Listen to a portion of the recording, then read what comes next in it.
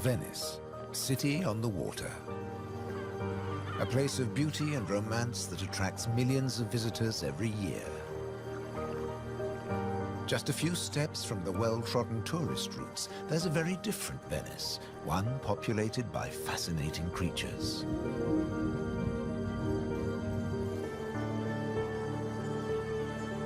This film explores a Venice that few people ever see, a city that has a surprising double life.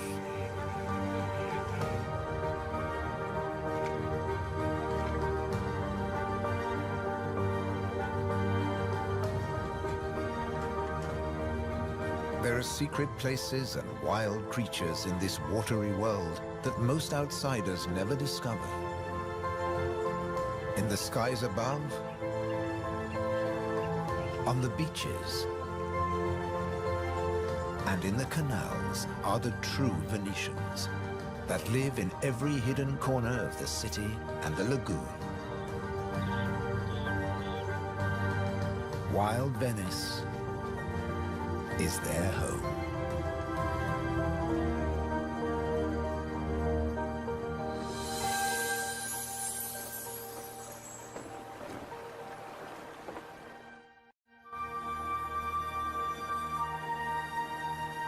The city of Venice is built on sand, in a lagoon between the sea and the land.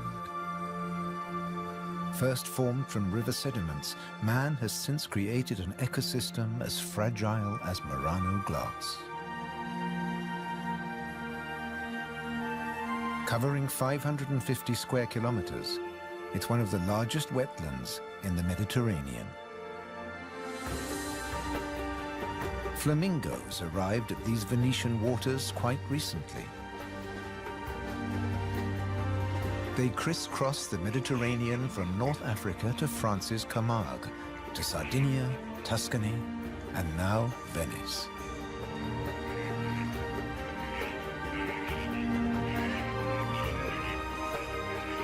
They feed on vegetable matter and small creatures they find in the mud of the lagoon.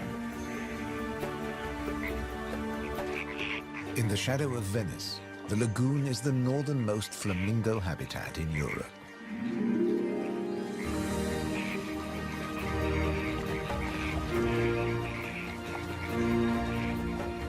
They're here now, but in a few weeks, many will move off again to find richer pickings.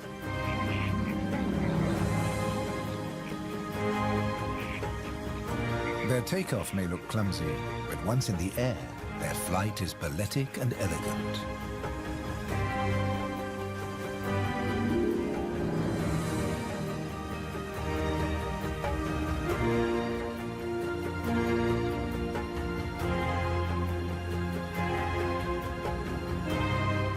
And before too long, they'll return to the safety of this lagoon, tucked between the sea, the city, and the Alps. The distant peaks helped form the lagoon. The mountain streams washed their rocky sediment towards the sea to make this habitat.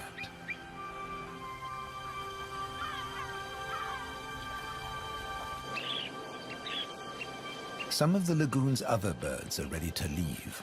Dunlin, small waders, fed well in the rich mud. They rest on the wooden piles that support the whole of Venice.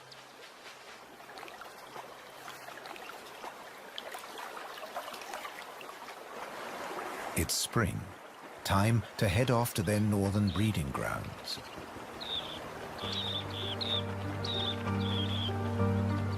But the cormorants won't be lonely this summer. As the Dunlin fly away, other birds are flocking in. A bird's eye view reveals the full beauty of the lagoon. A labyrinth of uninhabited islands, intertwined canals, and swampy sandbanks.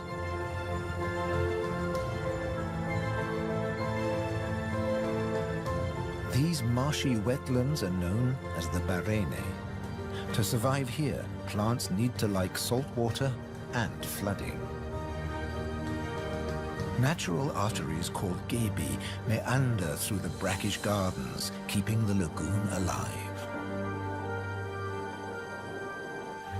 The same waters flow through the city. The curving streams between the islands became the magical canals of Venice.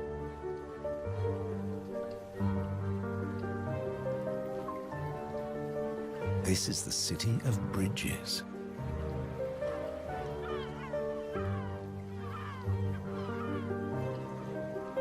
Visitors are mesmerized by the romance of the canals and the ancient architecture, and often miss the smaller, wilder sights around them.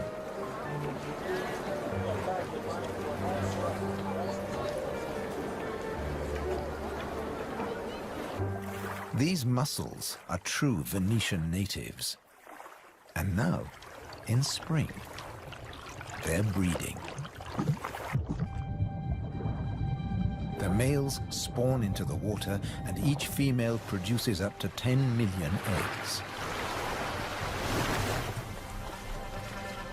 Most of the larvae are eaten by other inhabitants of the canals, but up to 10,000 young shellfish will survive.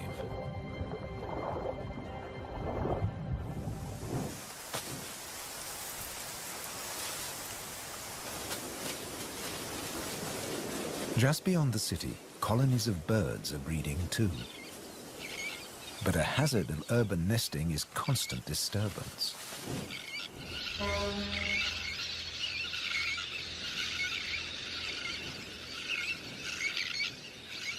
Little terns will quickly fly back to their eggs and can miraculously find their own nest scrapes in the crowded colony.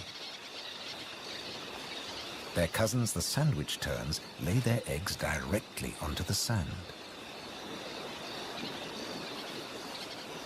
If the terns are disturbed, they have little time for incubating their eggs. The sand won't keep them warm for long.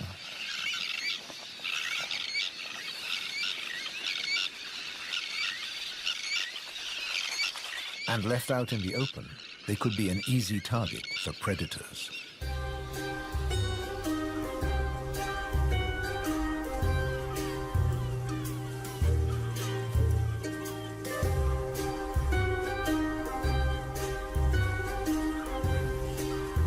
Foxes are the biggest predators hereabouts. But from the air, he's easy to spot. The birds make it known he's not welcome anywhere near their nests.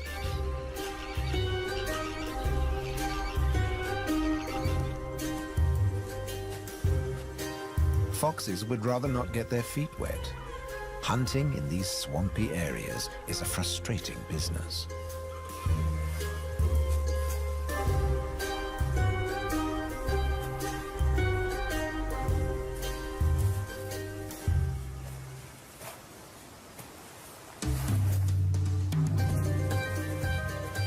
The grand leap disturbed another nesting bird.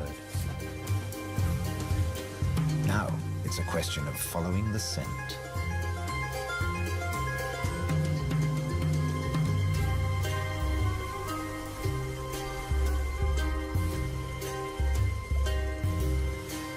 A welcome snack.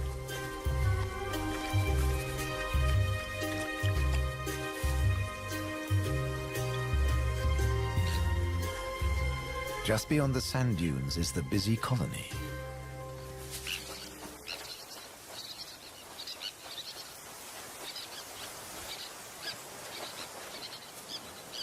In this mixed neighborhood, a pied avocet is brooding next to the sandwich terns.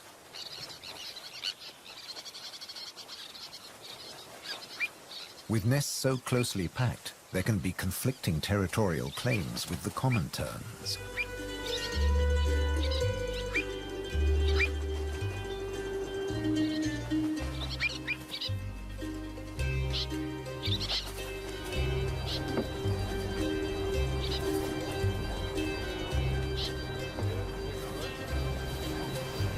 But the avocet stands his ground.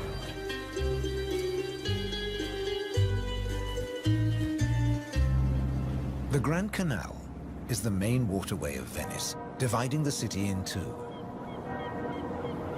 It follows the course of the ancient river Brenta that runs from the Alps all the way into the lagoon. It offers a journey through architectural history starting in the 13th century.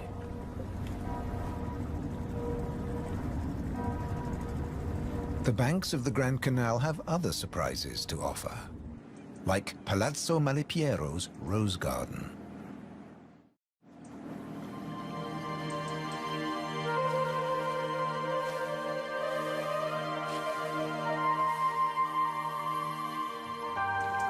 Nestled between the buildings is a hidden paradise.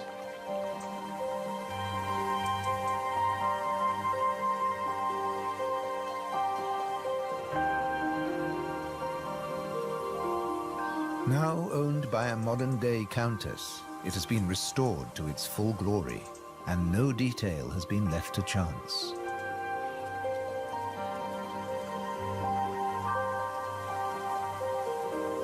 With the luxury of space in a city whose every square centimeter is exploited for maximum profit, it's also a sanctuary for many small animals.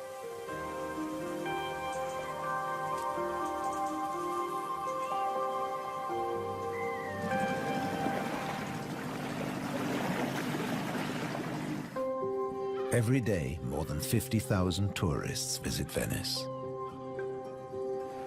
When the sun begins to set, the city's waterways empty. Venice belongs to the wild Venetians.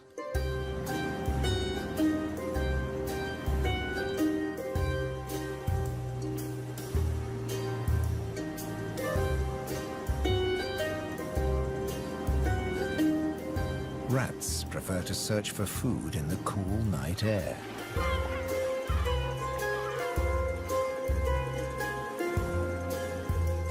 But they're not alone.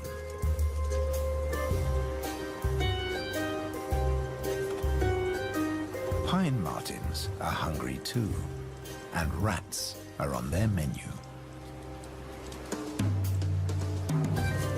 Pine martins are welcome in the city as they're natural rat catchers.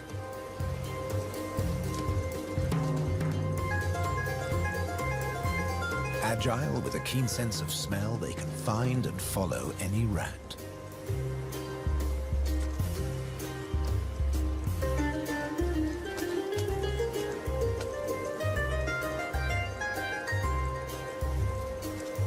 But they're endangered too. Since the rat population boomed, ironically, many martins have been killed by rat poison. The rat won the day, and the pine marten has to settle for dessert.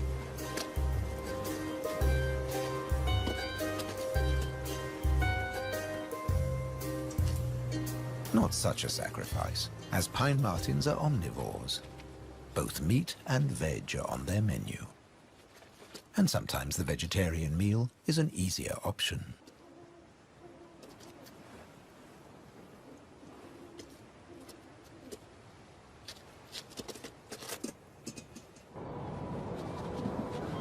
As the rat prepares to sleep, the city of Venice is beginning to wake up.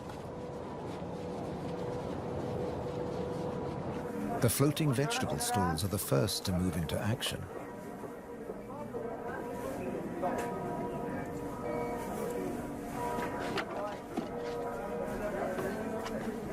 Soon these silent waterways will become busy highways again.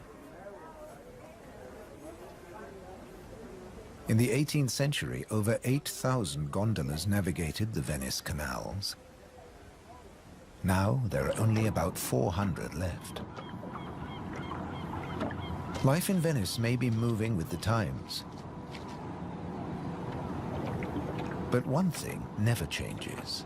It dictates the daily rhythms of the city and the lagoon. Twice a day, the tide rises and falls as seawater washes in and out of the lagoon.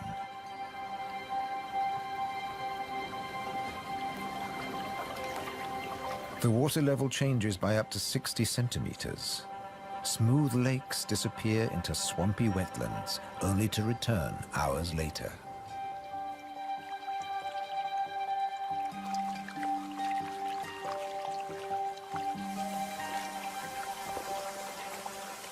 Retreating water levels reveal a surprise. Strange islands that look like complicated water mazes. In fact, they're fisheries at the edge of the lagoon. known as the Valle da Pesca.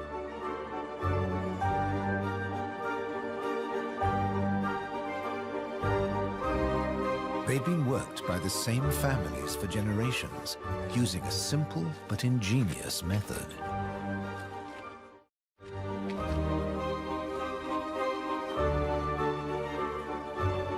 Nets are lowered into the locks that span the water channels.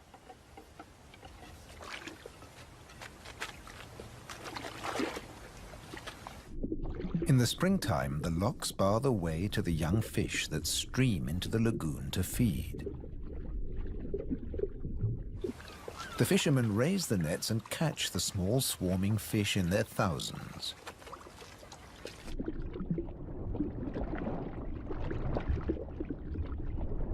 It's easy to scoop them out, but these fish are not for eating.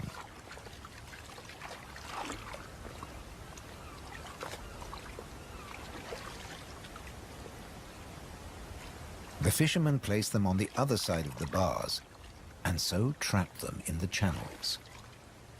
Here, the spring fish are held under perfect conditions until they grow big enough to harvest.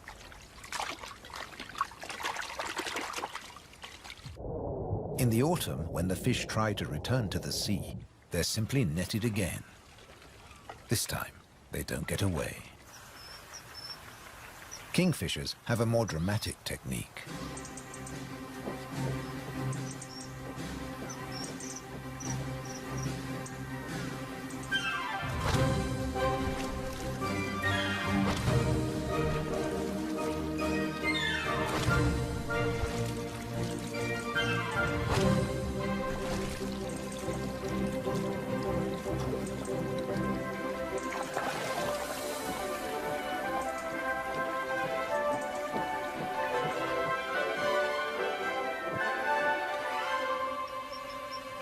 They catch up to 20 fish a day, but need even more if they have nests with hungry growing chicks.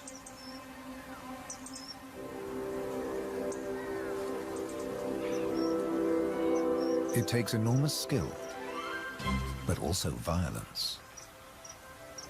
A sharp blow to the head stuns the fish. And when it stops wiggling, the kingfisher can turn it round without fear of it escaping. The scales and fins of the fish need to be in line.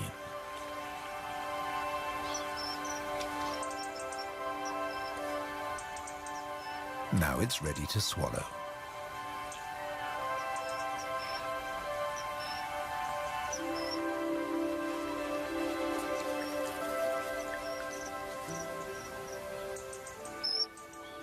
These shallow, brackish waters at the edge of the lagoon are perfect hunting grounds for a kingfisher.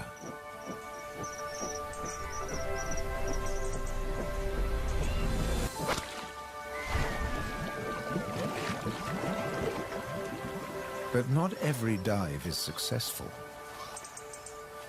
They'll snatch the odd insect in the air, but 95% of the kingfisher's catch must be made underwater.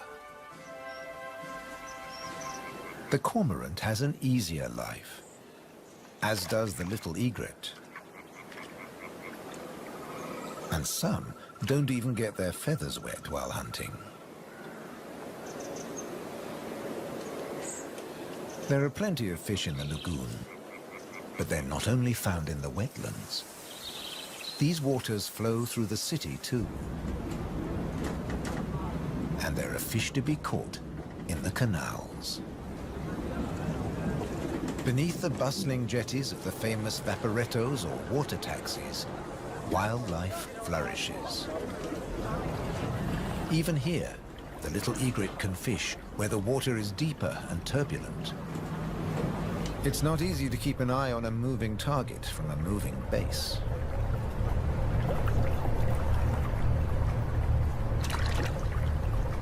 But persistence and patience pay off.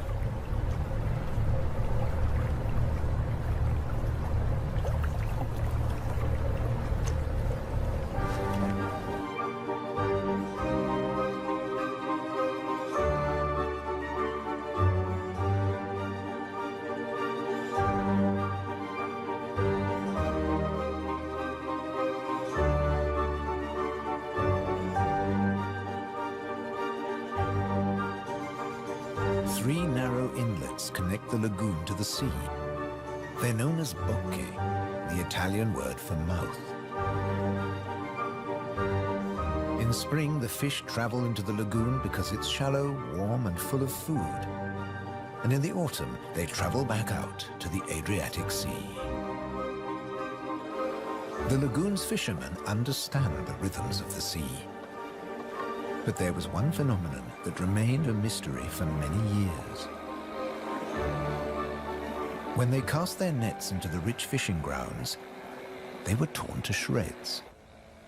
The fishermen believed that water spirits were grabbing their nets and named the area the Tenue, or Hold Fast. The Hold Fast was in fact a jagged reef, an unexpected and magical aquatic paradise.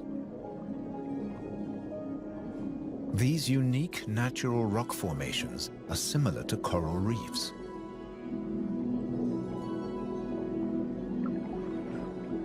They're home to all kinds of remarkable creatures. Serpent stars, or marine annelids.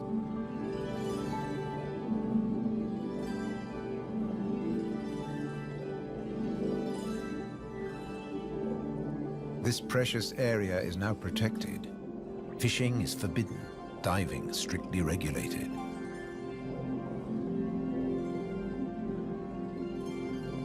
Even harvesting a shellfish delicacy like these canestrelli is banned.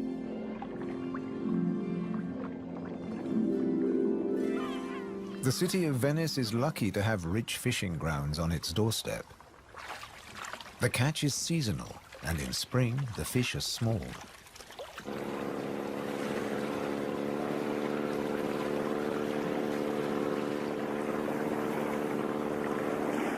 But the fishermen will go out, as long as they can find a buyer. Only the weather can hold them back.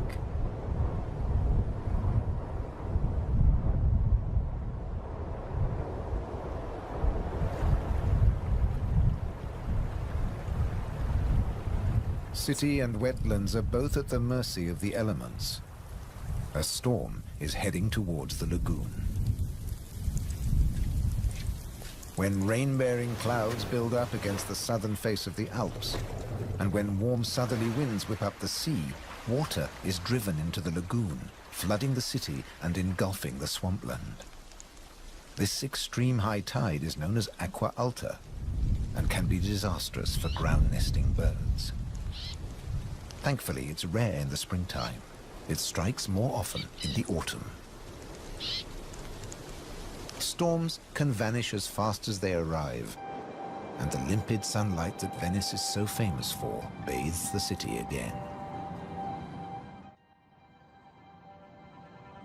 In early summer, Venice teems with tourists.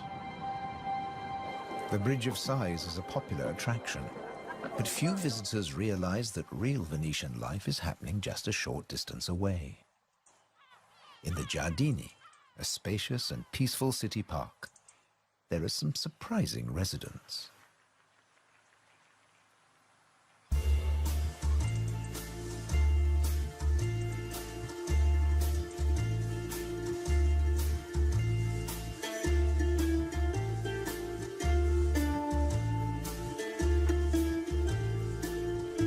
This prehistoric-looking creature is an amorous green toad looking for a mate. After all, this is the city of romance. But for a toad, finding a partner in a city isn't always easy. Even a quiet park is full of danger and disruption.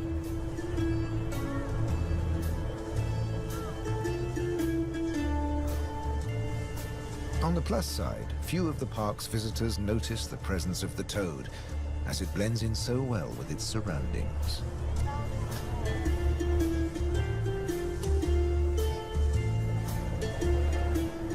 Another of the city's visitors is far more conspicuous.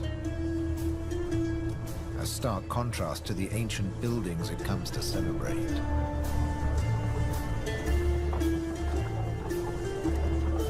and a danger to the fragile city. The toad at last finds a more secluded waterside spot. Soft light, gentle fountains, the perfect place to mate. Venice is full of secret places hidden away from the main tourist routes. A traditional gondola repair shop nestles between the city's Zattere and Dorsoduro districts.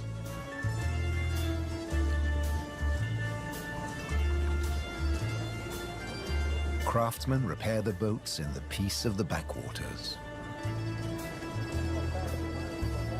The tranquility also attracts some exotic-looking animals.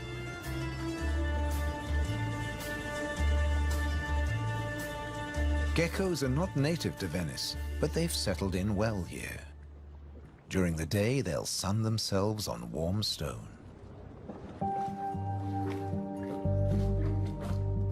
They're waiting for nightfall, when the insects they eat will emerge. And in the golden light, birds that hunt geckos settle in for the night. Terns fly back to the safety of the colony, and others enjoy a final bath. Evening always brings a measure of peace to the city. The Grand Canal is now very quiet, a perfect time for the gecko.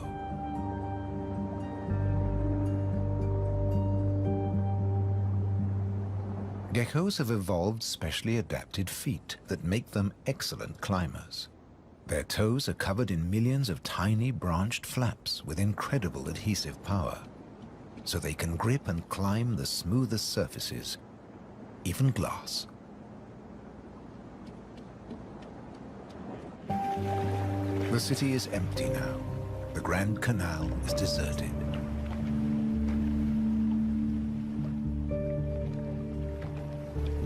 The evening's activity has passed to Venice's bars and restaurants.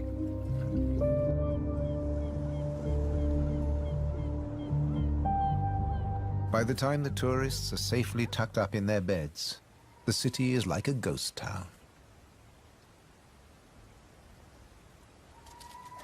Almost.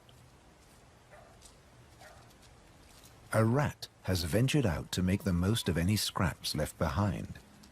He must take care not to become a meal himself. Owls on the prowl.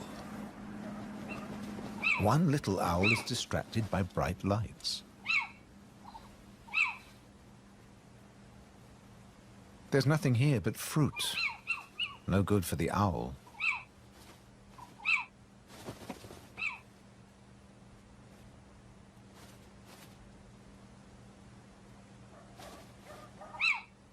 This house call hasn't paid off. Time to make a swift exit. The lucky rat will make it home tonight.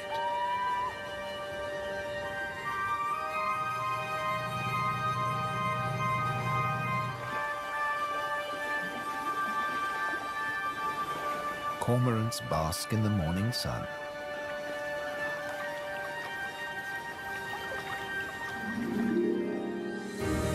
The terns start fishing early. The colony is now a hive of activity.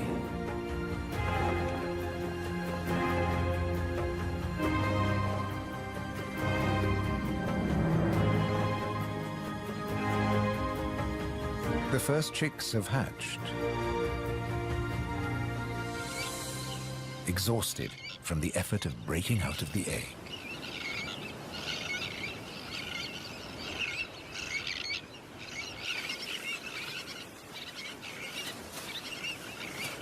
Around them, the colony has turned into a busy Italian restaurant as the adults noisily deliver their food.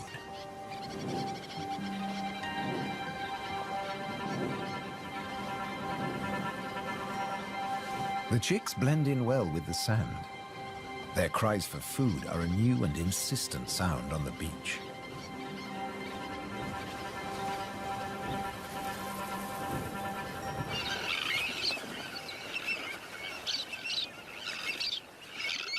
Their calls are echoed by the adults, who do nothing else but feed these demanding youngsters.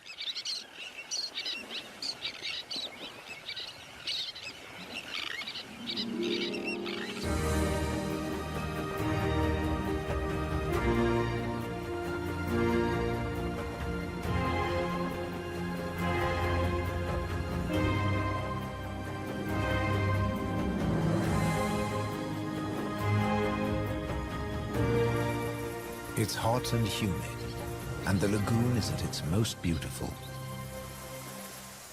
The hot summer months are the quietest for the fishermen.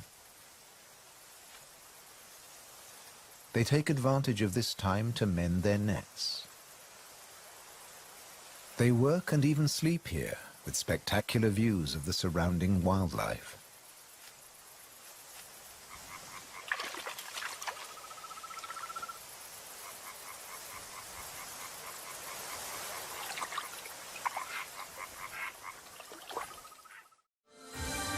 About 8% of the lagoon's surface consists of islands.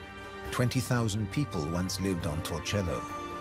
Now only the cathedral tower remains. Burano is known for its colorful buildings. San Francesco del Deserto is home to a Franciscan monastery. The island of Madonna del Monte is being swallowed by the lagoon, but the ruins of its monastery still stand proud.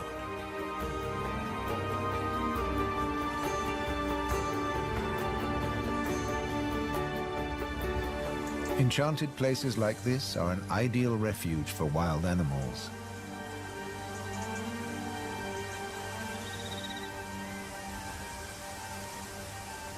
And the island's ancient monastery has some new inhabitants. The ruins are the perfect place for kestrels to nest.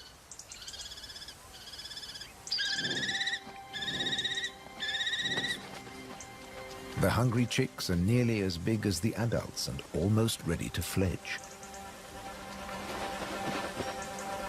Feeding this brood is a full-time job for both parents.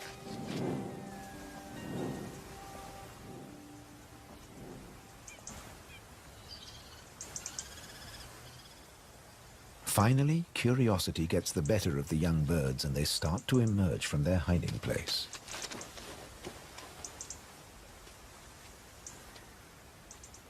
The first nervous explorer is soon followed by a sibling. They wait cautiously on a ledge, while one of the adults watches from afar.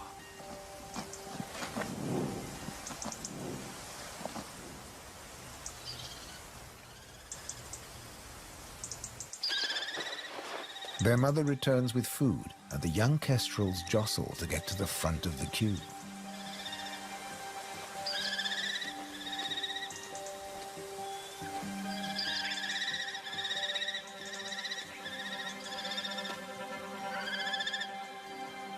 The keenest and the loudest chick is fed first.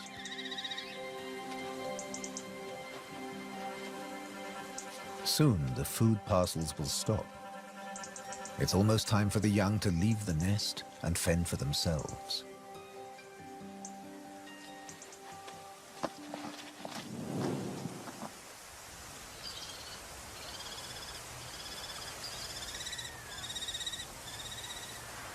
Not all of the lagoon is quite so peaceful. Venice's Lido, with its luxury hotels, is where the human bathers gather.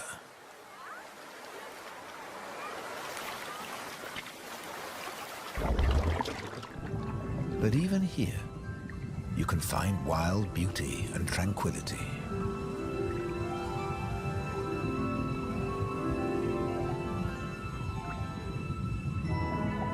In the Tenue, Venice's reef, one of nature's most delightful performances is in full swing.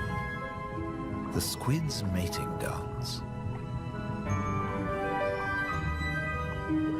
The pair move together like synchronized swimmers as waves of rainbow colors pulse along their bodies.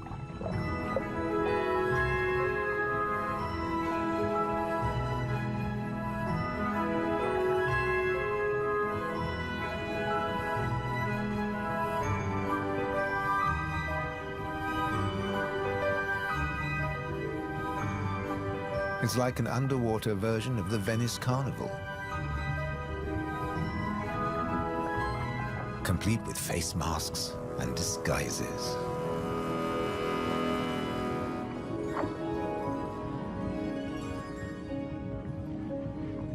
Decorator crabs change their shape by attaching sponges and algae to their bodies.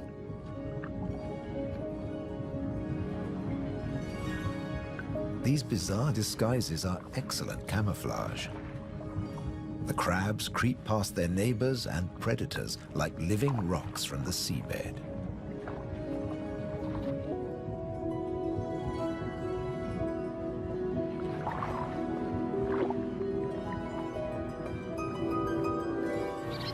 The tern colony just beyond the city is flourishing. The chicks have fed well and are strong and healthy.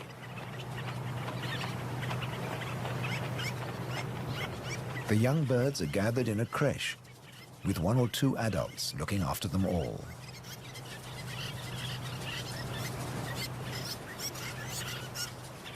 Today's lesson is elementary flight. But the teacher's demonstration is over in a flash.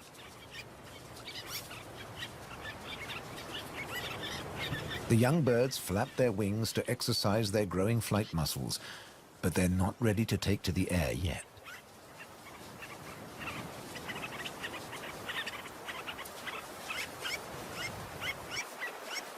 Before long, they'll be flying as well as their parents. The young kestrels are also preparing for takeoff. They bravely take the plunge and launch themselves into the air.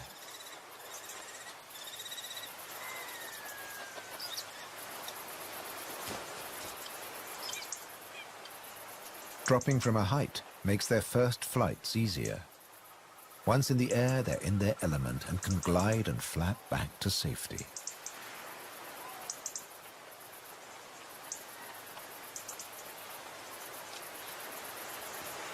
These first flights mark the end of their parental care.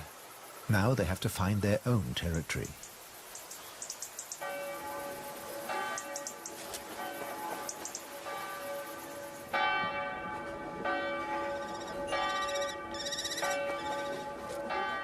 One of the kestrels has made its way to the nearby island of Burano. It's unlike the remote nest site, but it still has everything the kestrel needs. Just like the ruins, the brightly colored walls offer protection. These birds are welcome visitors, and the people here seem happy to have a kestrel watching over them.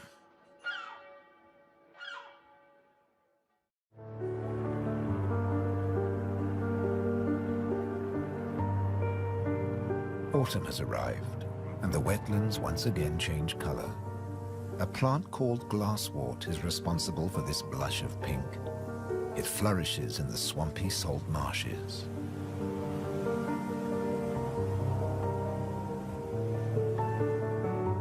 The first autumn mists mark the end of summer. The bright, humid days give way to cooler, grayer hues.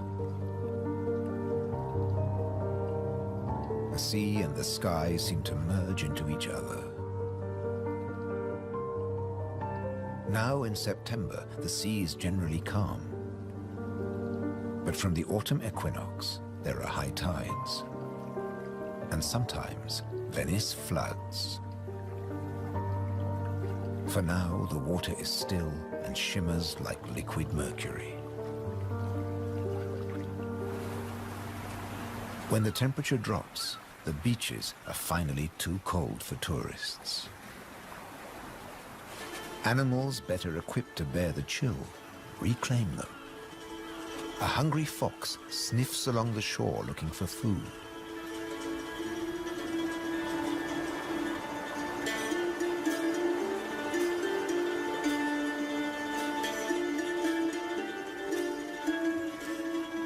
The fox has an excellent sense of smell and can see well in the twilight. It has picked up a strange scent. Something smells good to eat. But quite where this food is hidden is a mystery.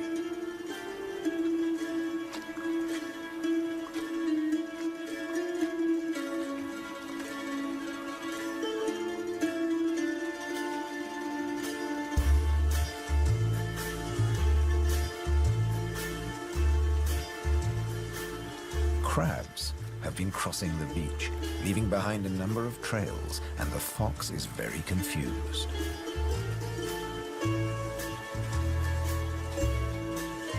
Finally, it follows its nose and comes face to face with a crab.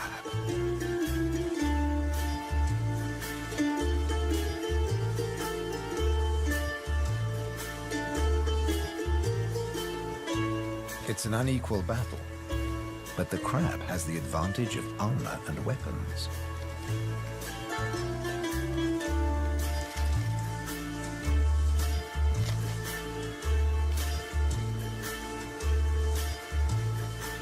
This meal is more trouble than it's worth.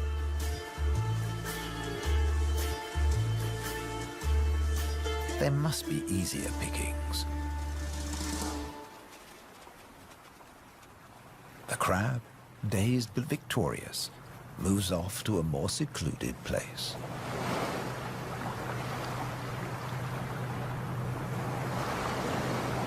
More crabs congregate on the shoreline looking out to sea. But just across the water, the residents of Venice are having a less comfortable time. The waters of the lagoon are creeping into the city.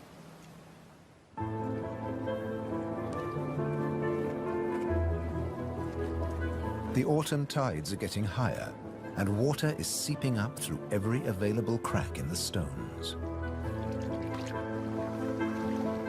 The threat of acqua alta, the extreme high tide, is increasing every day. A combination of rising tides and the Scirocco winds cause this extreme event, and the rain just adds to it.